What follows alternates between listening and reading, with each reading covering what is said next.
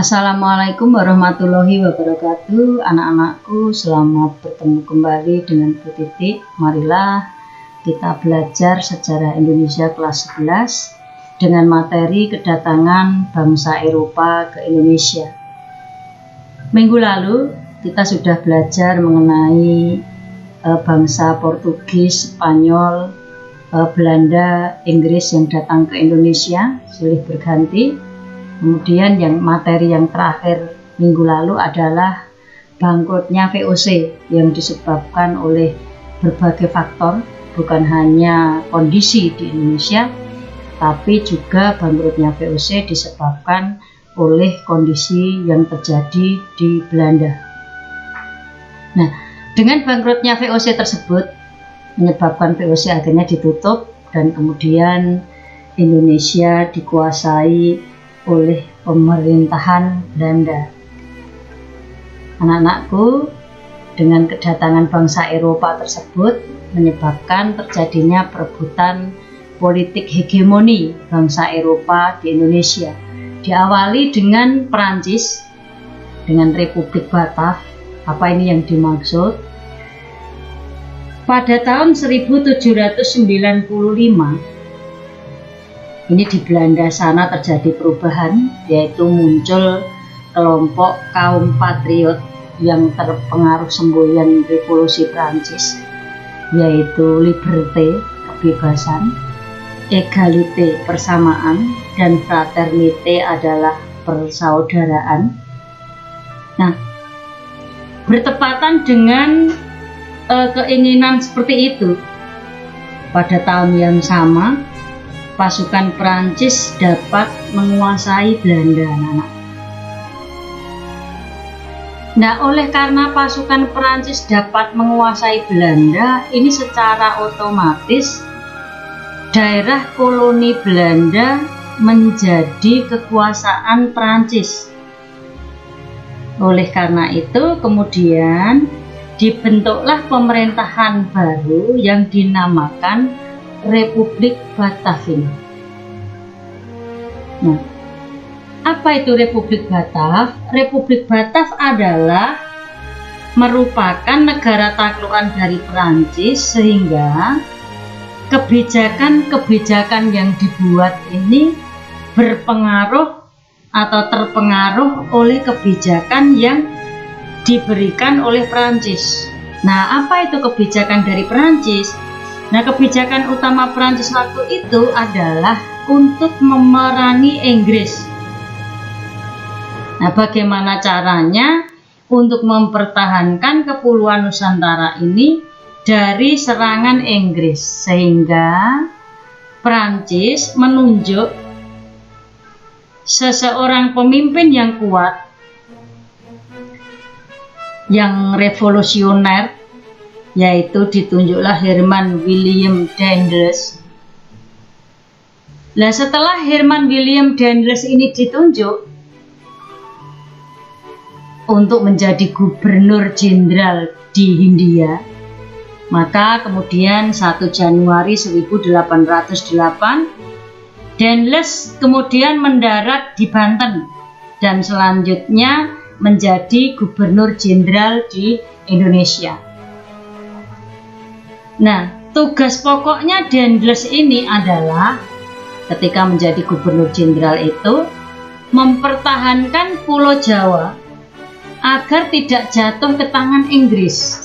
Bagaimana caranya agar Pulau Jawa ini tidak jatuh ke tangan Inggris, sehingga Herman Willem Daendels itu membuat kebijakan-kebijakan, baik itu bidang pertahanan, bidang ekonomi, maupun bidang pemerintahan.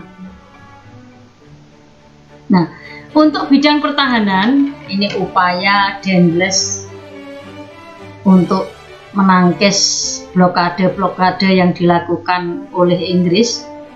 Yang pertama adalah membangun jalan Anyer sampai Panarukan. Ini adalah jalan sepanjang Pulau Jawa dari bagian barat sampai ujung timur. Karena ketika Daendels sampai ke Indonesia, jalan-jalan di Indonesia itu kondisinya sangat buruk. Sehingga Daendels berpikir bagaimana ini caranya ketika Daendels mau mengirim tentara atau misalkan mengirim persenjataan ke daerah-daerah yang dibutuhkan untuk menangkis serangan Inggris. Sehingga yang terpikirkan oleh Daendels adalah membangun jalan terlebih dahulu untuk memudahkan sarana transportasi. Maka dibangunlah Jalan Anyer sampai Panarukan ini dari ujung barat Pulau Jawa sampai ujung timur Pulau Jawa. Ini jalan dibangun melalui pantai utara Jawa, anak-anakku. Ini untuk pembangunan Jalan Anyer sampai Panarukan yang sedianya untuk kepentingan pertahanan, tetapi nanti setelah jalan ini selesai, pelaksanaannya adalah juga untuk memudahkan sarana transportasi untuk pengangkutan barang-barang perdagangan. Perlu kalian ketahui anak-anakku bahwa dalam pembangunan Jalan Anyer sampai Panarukan ini cukup membuat bangsa kita itu menderita, karena ini dibangun dalam waktu 1 tahun, membutuhkan tenaga yang banyak, sehingga masyarakat Indonesia ini terposir yang ditugaskan untuk membangun Jalan Anyer sampai Panarukan ini. Banyak yang sakit, kemudian meninggal ketika kerja untuk membangun jalan ini. Kemudian yang berikutnya adalah mendirikan benteng-benteng pertahanan untuk memperkuat posisi Belanda, dan juga membangun pangkalan laut di Merak dan Ujung Kulon. Mengapa di Merak dan Ujung Kulon? Ini adalah tempat yang strategis, di mana ini adalah pintu masuknya orang-orang Eropa ke Indonesia. Ini perlu dibangun pangkalan yang kuat di sini. Kemudian bidang ekonomi yang dilakukan Daendels adalah mengeluarkan uang kertas. Ini untuk sarana sirkulasi jual beli barang dan jasa. Kemudian memonopoli perdagangan beras. Dan yang ketiga adalah menerapkan Prianger Stelsel. Ini apa ini Prianger Stelsel? Mewajibkan rakyat Priangan dan sekitarnya untuk menanam kopi. Tujuannya adalah menambah pendapatan atau menambah pemasukan. Sedangkan bidang pemerintahan yang dilakukan oleh Daendels adalah membagi Pulau Jawa menjadi 9 prefektur. Apa ini prefektur? Prefektur ini adalah daerah. Jadi Pulau Jawa dibagi menjadi 9 daerah. Kemudian membangun kantor pengadilan dan mengangkat bupati menjadi pegawai pemerintah. Ini adalah kebijakan-kebijakan yang dilakukan oleh Herman Willem Daendels. Kita lanjutkan anak-anakku. Untuk Daendels, ini barangkali kalian juga sudah pernah membaca di buku-buku. Sisi negatif dari Daendels ini adalah membiarkan terus terjadinya praktek perbudakan. Daendels juga tidak bisa membina hubungan baik dengan raja-raja di Jawa, sehingga dikatakan hubungannya buruk. Oleh karena hubungannya buruk dengan raja-raja, sehingga menimbulkan banyak perlawanan. Nah, ini akhirnya menyebabkan Daendels ini ditarik ke Eropa, anak-anakku. Nah, setelah Daendels ditarik ke Eropa, penggantinya adalah Gubernur Jenderal Jansen pada tahun 1811. Tetapi masa pemerintahan Jansen ini tidak lama.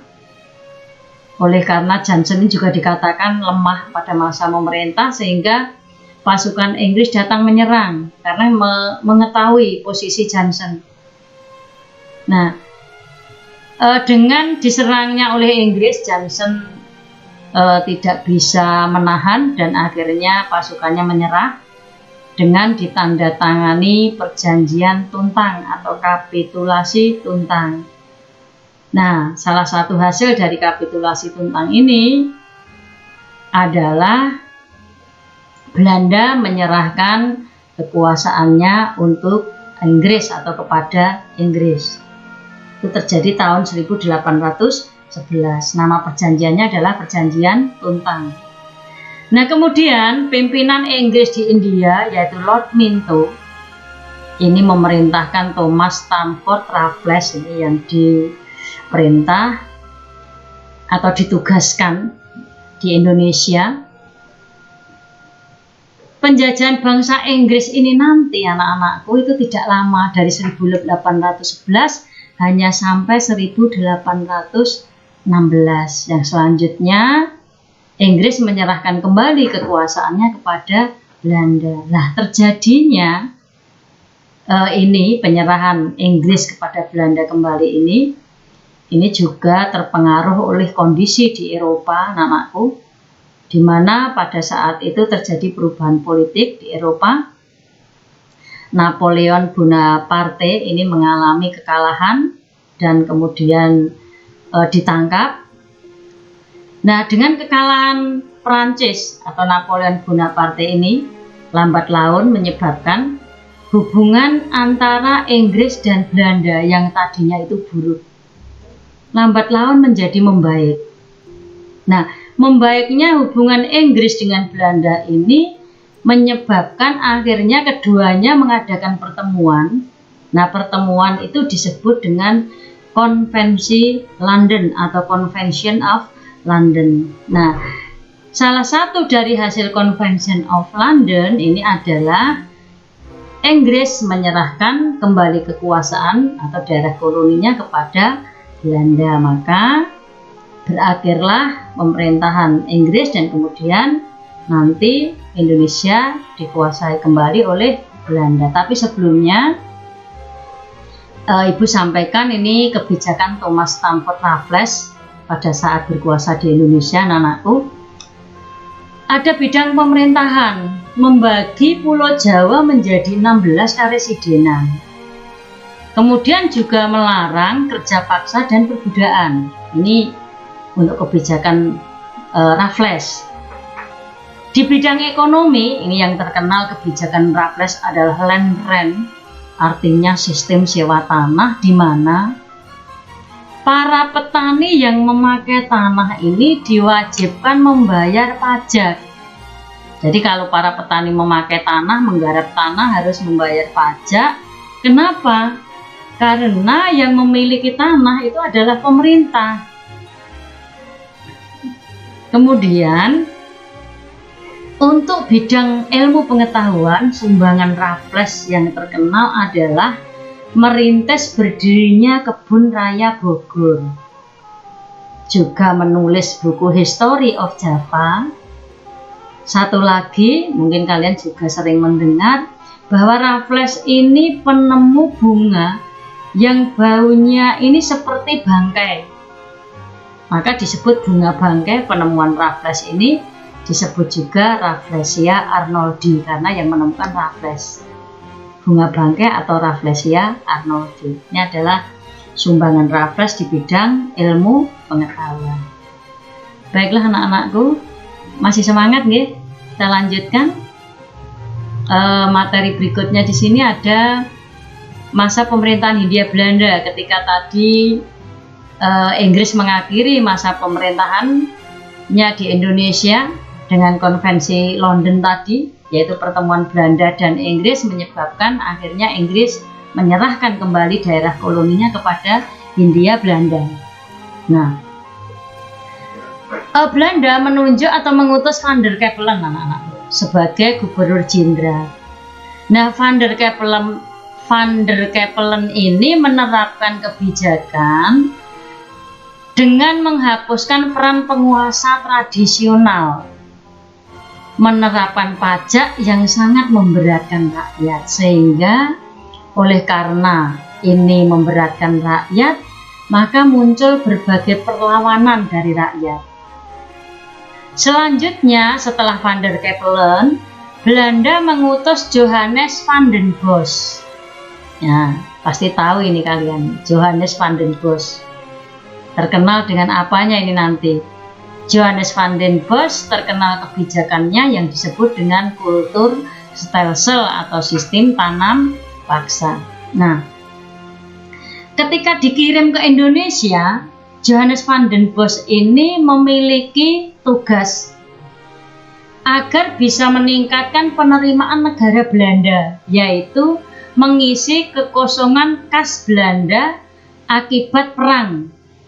Nah, perang itu bisa dengan masyarakat Nusantara, bisa juga dengan bangsa Eropa yang lain sampai menyebabkan kas negeri Belanda sana kosong. Nah, Van den Bosch diminta untuk mengembalikan itu atau mengisi kekosongan itu. Nah, bagaimana caranya? Van den Bosch memberlakukan sistem yang disebut dengan tanam paksa. Namanya sudah sistem tanam paksa, anak-anakku. Di sini bangsa Indonesia dipaksa menanam tanaman-tanaman yang laku di pasaran internasional atau tanaman ekspor. Ini istilahnya adalah kultur stelsel. Diberlakukan sejak tahun 1830. Nah, di dalam sistem tanam paksa ini nanti dampaknya sungguh berat bagi masyarakat Indonesia, menyebabkan rakyat menderita, banyak pekerja-pekerja yang jatuh sakit, bahkan meninggal karena mereka terfokus untuk tanam paksa, sampai nasib diri sendiri dan keluarga juga tidak terurus. Bahkan oleh karena tanahnya banyak dipakai untuk menanam tanaman-tanaman yang laku di pasaran internasional ini, nanti terjadi yang disebut bahaya kelaparan dan kemudian kematian, seperti yang terjadi misalnya di Cirebon, kemudian di Demak dan di Grobogan. 3 daerah itu yang paling parah, yaitu di Cirebon, Demak dan Grobogan. Ini yang paling parah terdampak dari sistem tanam paksa, yang menyebabkan rakyat di daerah itu banyak yang menderita kelaparan dan akhirnya banyak yang sakit dan meninggal. Anak-anakku, penerapan kultur stelsel ini banyak mengalami penyimpangan, seperti misalnya waktu menanam melebihi usia tanam padi. Sebenarnya harusnya tidak boleh aturannya. Tanah yang seharusnya bebas pajak tetap kena pajak, hingga rakyat harus menyediakan sampai setengah tanahnya. Ini untuk penyimpangan-penyimpangan sistem tanam paksa. Namun begitu, anak-anakku, perlu kalian ketahui bahwa tanam paksa karya dari Dendles ini ternyata juga memiliki dampak positif. Apa ini dampak positifnya? Rakyat Indonesia yang sebelumnya belum mengetahui jenis tanaman-tanaman ekspor seperti tebu, kopi, cengkeh, kemudian tembakau, ini dengan adanya sistem tanam paksa, rakyat Indonesia jadi mengetahui jenis tanaman-tanaman tersebut dan mengetahui bagaimana cara menanamnya yang baik. Ini dampak positifnya. Anak-anakku, kita lanjutkan. Untuk peraturan tanam paksa tadi oleh Van den Bosch tadi, ini ada 5. Kalian pelajari dan camkan baik-baik. Menanam 1/5 dari lahan yang dimiliki dengan tanaman yang diwajibkan, tapi nanti pada prakteknya sampai setengahnya. Hasil tanaman harus dijual kepada pemerintah. Ini juga sangat merugikan masyarakat.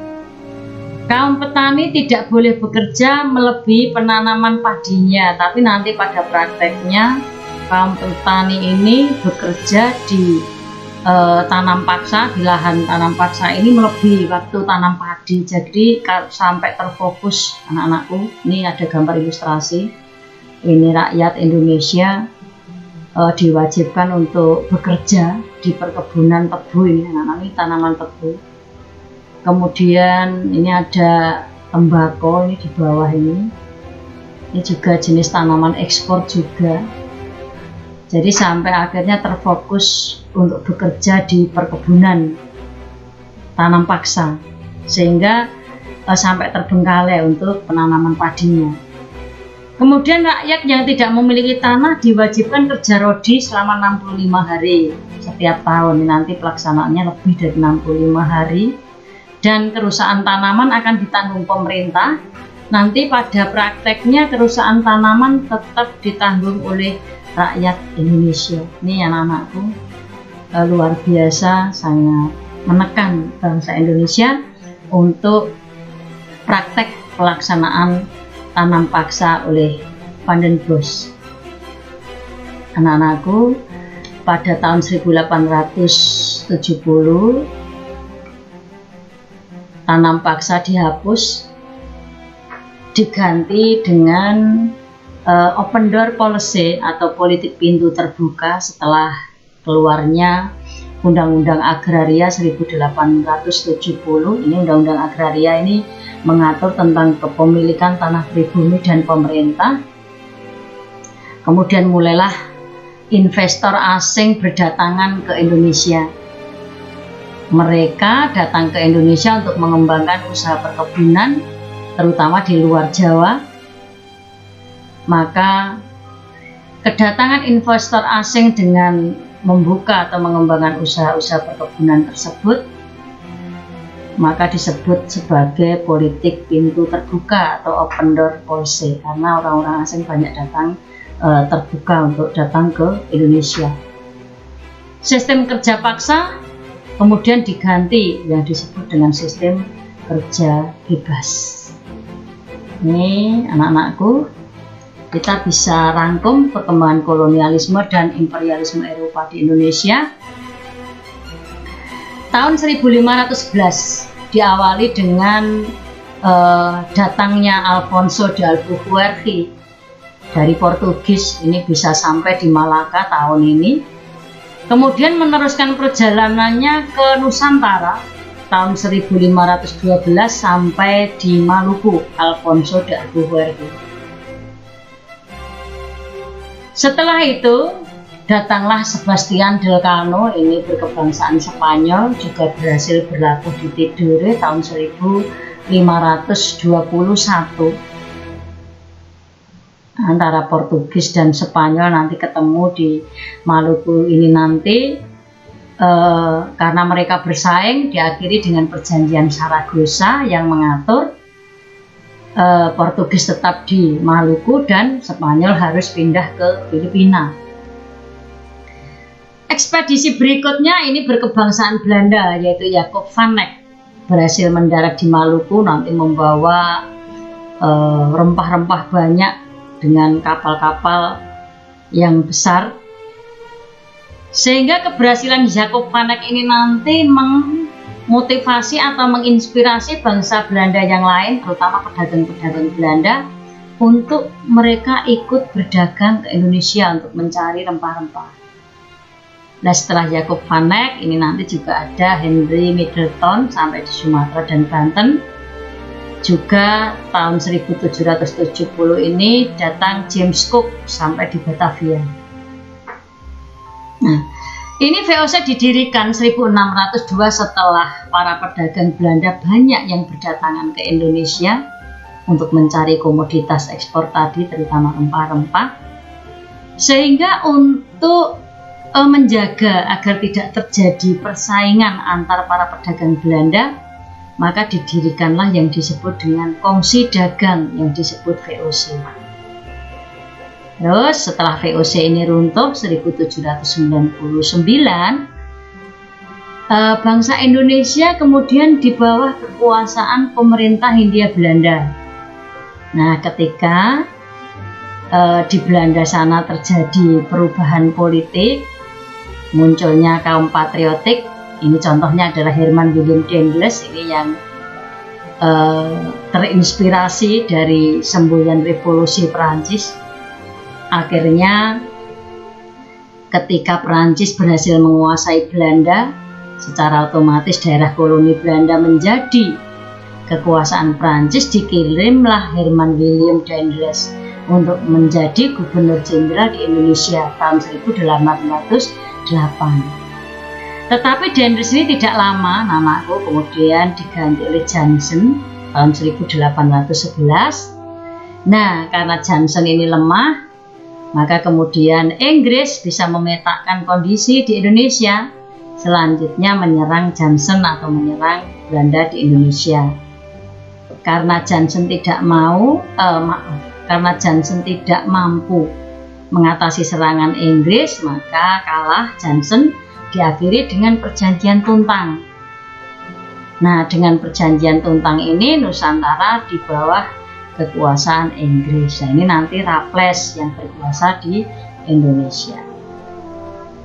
Baiklah anak-anakku, sampai di sini dulu. Kalian perlu memperdalam materi ini agar wawasan kalian semakin luas. Apalagi belajar di masa pandemi ini, kita tidak bertemu tatap muka, melainkan hanya melalui daring. Kalian perlu banyak membaca. Silahkan membaca modul Sejarah Indonesia kelas 11 yang Ibu sudah upload di Google Classroom, juga di e-learning sekolah. Kalian juga bisa belajar PPT yang Ibu sampaikan, juga materi literasi yang lain, bisa membuka channel-channel YouTube yang lain, atau artikel-artikel yang lain berhubungan dengan materi kedatangan bangsa Eropa di Indonesia. Baiklah anak-anakku, ikuti terus materi-materi selanjutnya melalui channel ini. Jangan lupa like, subscribe, dan komen di YouTube channel Titik Kusmiati. Semoga kesuksesan selalu menyertai kita semua. Amin. Wassalamualaikum warahmatullahi wabarakatuh.